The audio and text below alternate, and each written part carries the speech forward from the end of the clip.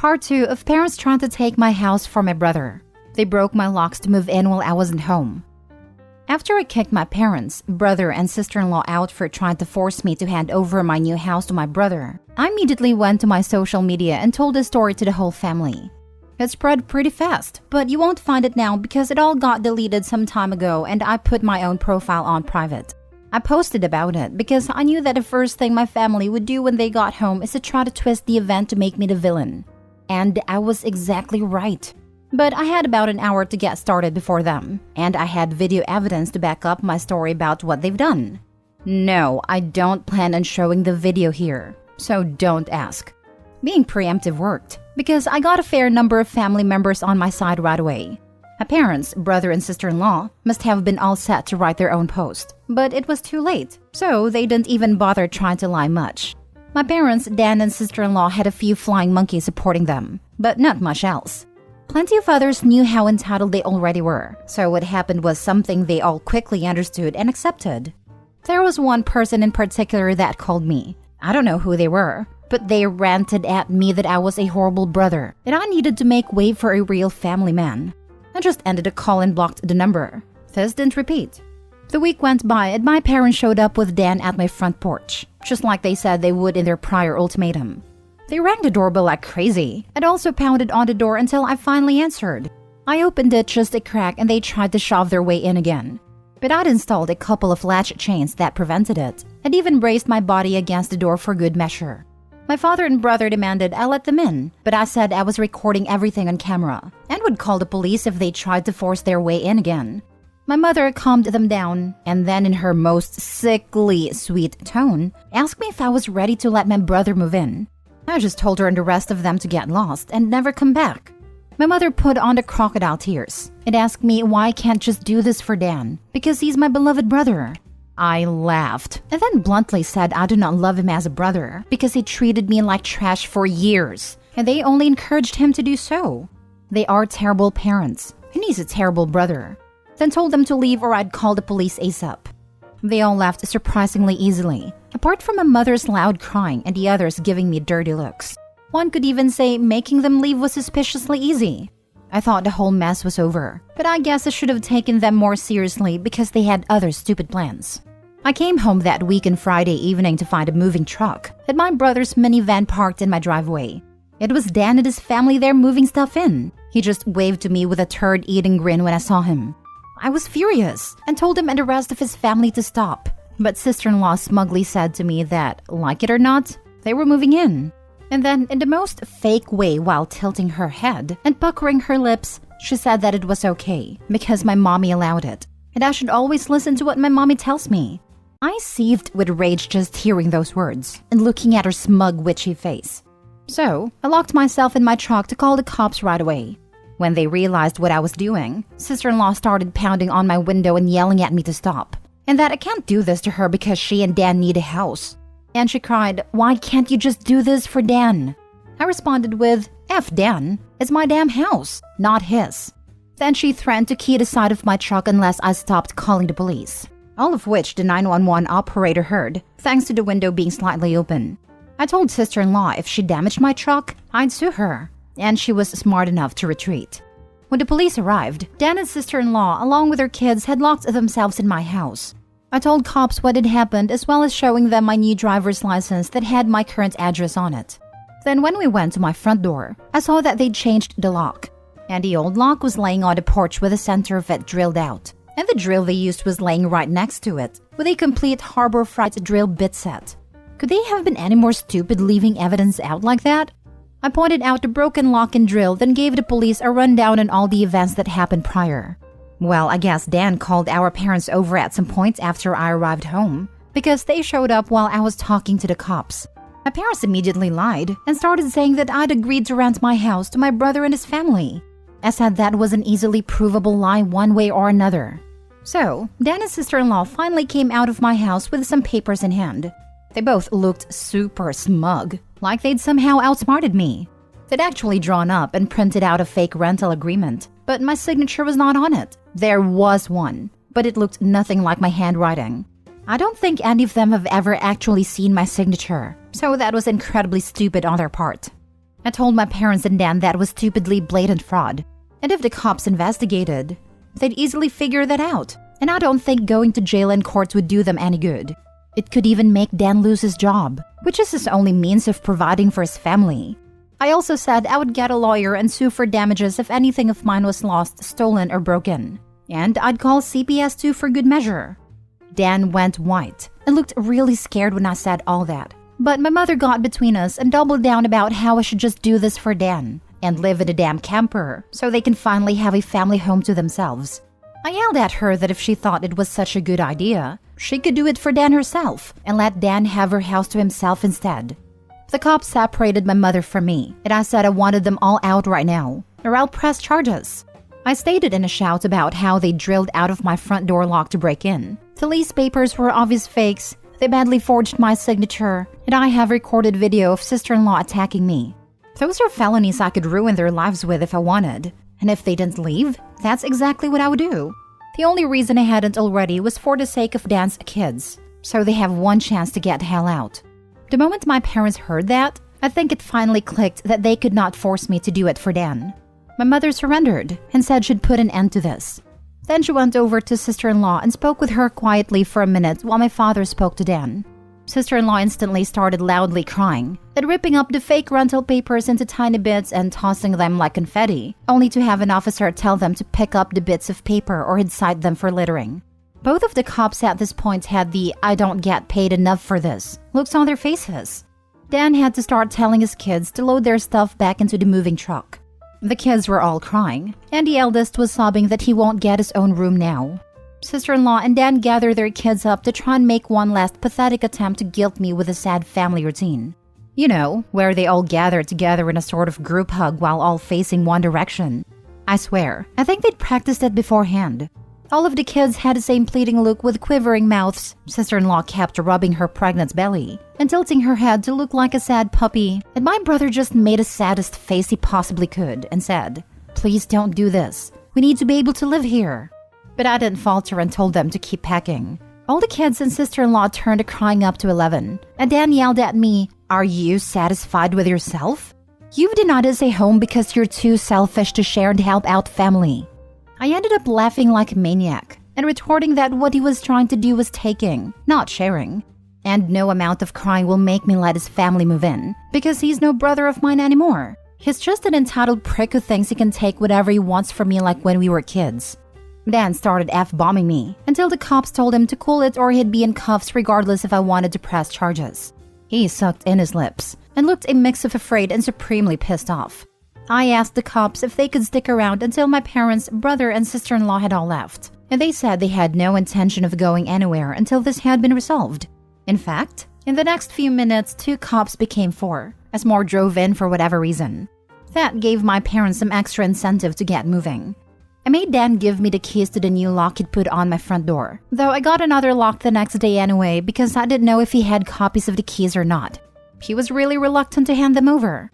Then, instead of handing them to me, he actually threw them down the street and into his storm drain while saying to go get them myself. But one of the cops scolded him for that and made him go get them. He had to pull the grate off just to get at them, and he got pretty dirty in the process. When he got the keys back, he just grumbled and slammed them down into my hand. I then told them all to leave and never come back. My mother said I'd be disowned for this, as if that were some kind of threat to me.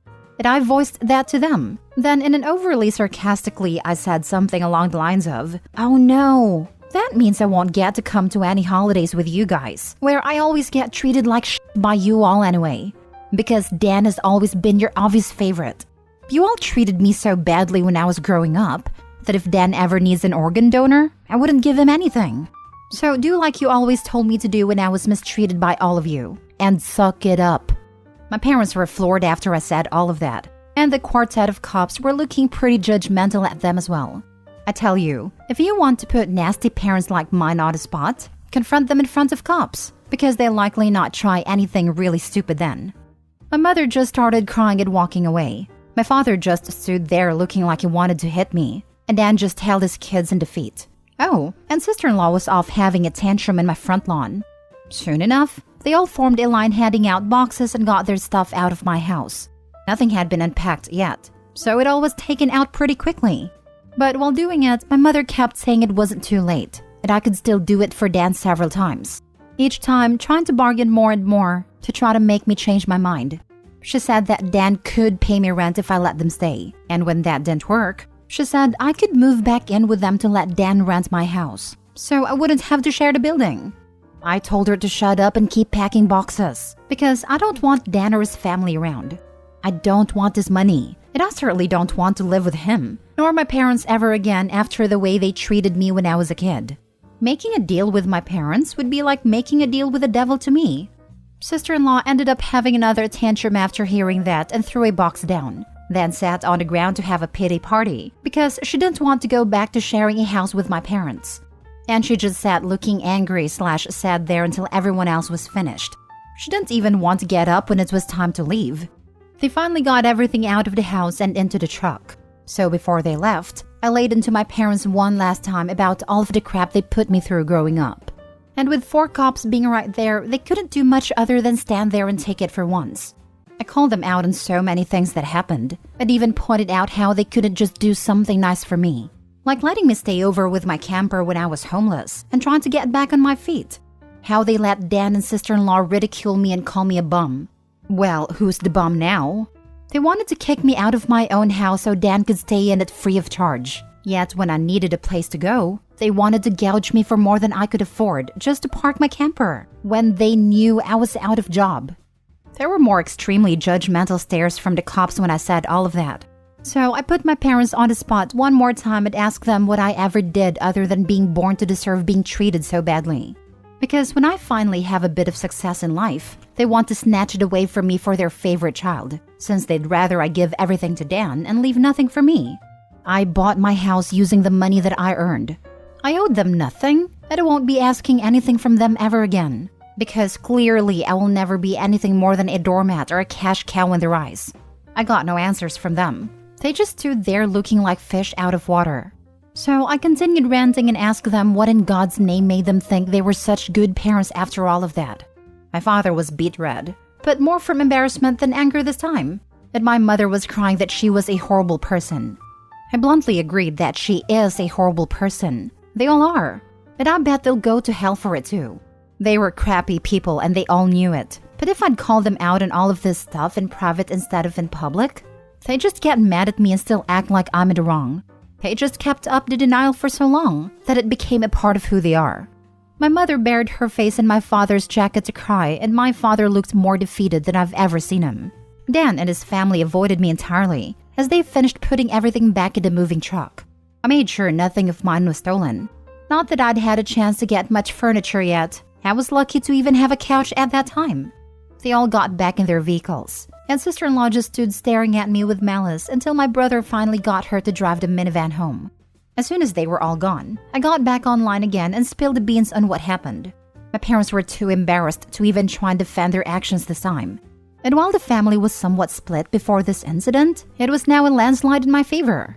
Nearly all of the family has sided with me after this incident, and those who haven't simply aren't siding with anybody. No matter how much my parents previously tried the "we did it for Dan" line, no one listened anymore. So any remaining familial support they had is now gone. Many in the family who I expected wouldn't side with me did. That includes the former flying monkeys. So I guess they've finally had enough. Around that time, I offered to host half the family at next Christmas Eve in my new house. My parents were not invited. I wasn't blocked on my brother and sister-in-law's profiles, surprisingly. And I saw sister-in-law had her 4th baby in early November. They're still living with my parents. I'm pretty sure they knew I was watching, because sister-in-law kept making passive-aggressive posts every couple of weeks or so about not having enough space while living with my parents, probably to see if she can still guilt me. And I'm sure it's driving my mother and father up the wall, because they aren't getting any peace and quiet in their old age with 3 rowdy, obnoxious kids, a mentally unstable sister-in-law, my golden child brother, and a newborn baby in the house all at once. Perhaps they could move into a camper in their own backyard and let Dan take over their house completely. They might get some peace then. Yeah, they could do that for Dan. Part 3. I was trying to keep things to 2 posts, but I realized while compiling everything that part 2 was just too damn long. So, I've divided it into a part 3. For those who commented en masse to get cameras, I will, when I can afford it. I'm still in financial recovery from buying a house last year. And as far as I know, good cameras need a decent computer to record to, and I don't have anything more than a 3-year-old laptop that runs Windows 10. Yes, I am aware of doorbell cams. That will be the first kind I get. For those who kept asking that I should have just gotten my brother and sister-in-law arrested, the only reason I didn't was because they are parents. Their kids need them. And if Dan was arrested, he'd likely lose his job. And without that, his family has no money. And sister-in-law has an only months-old baby right now. Neither of them needs to end up in jail. But you don't need jail for revenge. Police can help, yes. But I got payback without filing a police report. Would I be this merciful again? More than likely not. And they know it. I decided to wait on making an account and posting until after the new year, just in case more stuff happened. And it did. As previous readers know, my sister-in-law was making passive-aggressive posts on social media that were obviously directed at me, especially after her sister-in-law had her 4th baby in November. She was posting the same repetitive nonsense over and over again. She just found semi-clever ways of rewarding it. But she pretty much kept regurgitating that she was tired of living with my parents, that there isn't enough space, she needs her own house, blah blah blah. I know I sound dismissive, but live through what I have with these people and you'd be ready to sarcastically play tiny violins in front of them too. They're just that bad. And since I waited until January to make an account, more happened just like I thought. I stated before that I'd invited half the family for a Christmas Eve party at my house. And everyone I invited all came, even though it was a fairly long drive of around 3 to 4 hours for them. But they wanted to come and show me their support. I was praised by them a lot for how hard I'd worked to get a house on my own, and that they were sorry for everything I'd went through. I was asked why I didn't just take my camper and drive 3 hours back to them, instead of living pretty much homeless for so long. And I had to sheepishly admit that I was very attached to living around here, and I had my best employment opportunities in this area. My hometown doesn't have a lot of great job opportunities in my field, if any at all. And I wanted to make my own way as much as I could, an answer they overall accepted. We moved on to having a rather nice party, the best I'd been in years. Some relatives even brought CDs of great Christmas albums. And I have to say, the one my uncle brought of Ray Charles was my favorite. He sings Christmas songs like no one else I've heard. It was a grand and happy time. I felt like for once I could just forget my past issues and enjoy the moment. But I wouldn't be writing this if it had stayed that way. About 2 hours into the party, you know who showed up. My parents, brother and sister-in-law popped in trying to look all smiles. They didn't even knock, just walked right in my front door like they were meant to be there. I shut off the music and told them to leave immediately. They begged to stay and said they brought gifts. One of my uncles stood up and yelled at them before I got another chance to speak, and he said they don't deserve to be in my home or my life after the nonsense they tried to pull months earlier. And he was backed up by several other relatives. Mind you, this guy is my mother's brother. And he used to love her to pieces until he found out about the crap that went on between me and my parents. My grandparents, mother's parents, as old as they are, hurriedly got in between us and said to my parents that if they want to make amends with me, it's far too soon. And that they've never been more disappointed in them than they were this past year. They'd hidden their favoritism for my brother from prying eyes for a long time. But no one was fooled anymore. And they needed to make a serious effort to try and actually treat me like a son if they ever wanted to be in my life again. Then they turned to Dan and sister-in-law and said they've seen the repetitive nonsense sister-in-law keeps posting about. They're tired of it, and to just let it go already. My house will not become their new home. Sister-in-law went back to her old standard of crying and had a pity party about how she should be the one living here, and not me. She plopped down in a chair to have a tantrum and said it wasn't fair I got this house to myself when I have no family of my own, and she has 4 kids that need more space, and she just wanted a better place to live in and feel like a real mom. It was petty of me, but I loudly pointed out that she sucks as a mother because she lets my mother do most of the parenting, while she sits on her butt all day drinking, playing on her phone, or going out and spending all of Dan's money. And she has the nerve to complain about it? I even joke that I'm surprised her baby doesn't get drunk from her breast milk, since she drinks so much booze, which I admit went a bit too far, so I got some stares. She demanded to know if I was calling her a bad mom, and I said the evidence speaks for itself. That if she wanted to be able to afford to move out of my parents' house someday, then she needs to put her college degree to some use, get a job, and learn to save money. My mother already does most of the childcare for my brother's kids anyway, so she'd have plenty of time after her baby gets a little older. My brother's eldest kid, who's 7 years old, ran up to start kicking and screaming at me for yelling at his mom, and kept at me about how his mom said that I was the bad guy, who made her cry and didn't let them live here. That's when my brother grabbed his son to pull him away, but all the other relatives jumped back in, and this sort of turned into a family intervention against my sister-in-law and brother. She was crying, her new baby was crying, her kids were crying. Hell, even Dan was very nearly in tears from the verbal lashing he was being assaulted with. He ended up just sitting on the ottoman I keep shoes in by the front door and looking like a complete wreck. He couldn't look anyone in the eye. He couldn't even say 2 words to me, not with the whole house filled with angry people, ready to judge him if he tried to let out his inner golden child again. If they weren't there to get in his way, I bet this would have ended up a repeat of when he tried to order me around to try and take my house months earlier. By this point, though, he'd been so thoroughly humiliated that his and my parents' reputation in the family was completely destroyed because the masks were all off now. Soon after, my parents, brother, and sister-in-law all left in defeat. The party resumed, and we all avoided speaking of what just happened for the rest of the evening. Since most of the adults had been drinking, everyone stayed the night in my house. I even let some of them sleep in a camper so there'd be enough space. I admit it also makes a good guest house. My relatives all wanted a tour of it earlier as well, and they said they couldn't believe I'd been living in it for around 2 years. I got a lot of questions about it, like what summer and winter was like and so on. I was up earlier than everyone else Christmas morning, and had a fresh pot of coffee and some ibuprofen for those spiked eggnog hangovers a few of them had. I was complimented in being a way nicer host than my parents ever were, and we all agreed to do this again next Christmas. After Christmas, sister-in-law did finally stop making posts that were obvious digs at me, and deleted all of the old ones as well. But shortly after the new year, she more recently made a new post complaining about how she'd tried to convince my parents to get a camper like I did, so it could be set up in the backyard, so Dan and his family could use the whole house as their family home. Well, a taste of one's own medicine is never fun, because my parents turned that idea down. Vehemently, I hear. No one's gonna push them out of their own home, let alone their master bedroom. The post was only up for a couple of days before sister-in-law removed it, and she has hardly posted anything since then. She loves to complain, but if a tree falls and no one is around to hear it, can it still complain? Sister-in-law, I guess, has realized there's no point in doing it when no one hears her anymore, and Dan can't afford to move his family out on his salary alone anytime soon. If they end up expecting another child in the next few years, I won't be surprised. Things mellowed down for me since then, and I've even invited friends over for a poker night. I suck at poker because I can never remember a damn thing about it. But so what? We get to drink beer and eat junk food while being merry idiots. We all loaded up on Whoopers from Burger King, and just had at it the best way 4 grown men can, when they just want to have a good and adulterated time and get pissed drunk.